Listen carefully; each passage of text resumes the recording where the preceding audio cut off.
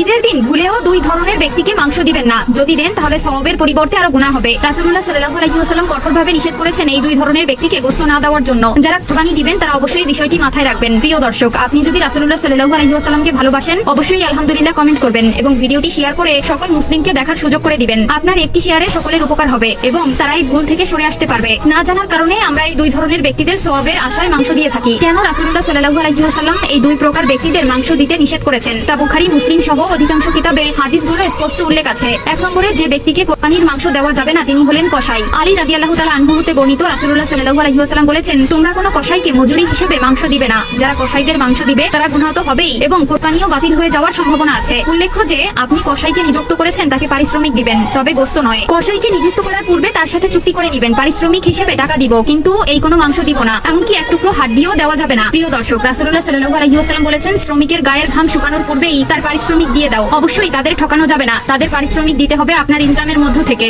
আপনার সম্পদের মধ্য থেকে, কিন্তু এমন কিছু করা যাবে না যাতে আপনার কোরবানি বাতিল হয়ে যাওয়ার সম্ভাবনা থাকে। অবশ্যই কসাইকে টাকায় চুক্তি করে নেবেন। দুই নম্বরে যে ব্যক্তিকে গোশত দেওয়া যাবে না তিনি হলেন ইমাম সাহেব। অর্থাৎ আপনি যে ইমাম সাহেব আপনার কোরবানির পশুটি জবাই করবে তাকে ভুলেও মাংস দেওয়া যাবে না। সে যেহেতু আপনার কাজে শ্রম দিয়েছে অবশ্যই তাকে পারিশ্রমিক দিবেন, হাদিয়া দিবেন, কিন্তু সেটা মাংস থেকে নয় বরং আপনার ইনকামের টাকা দিয়ে। কিন্তু আমাদের সমাজে আমরা দেখতে পাই সে সারাদিন কাটাকাটি করেছে এবং সারাদিন পরিশ্রম করেছে, তাকে মাথাটা দিয়ে দিলাম, আবার অথবা চামড়া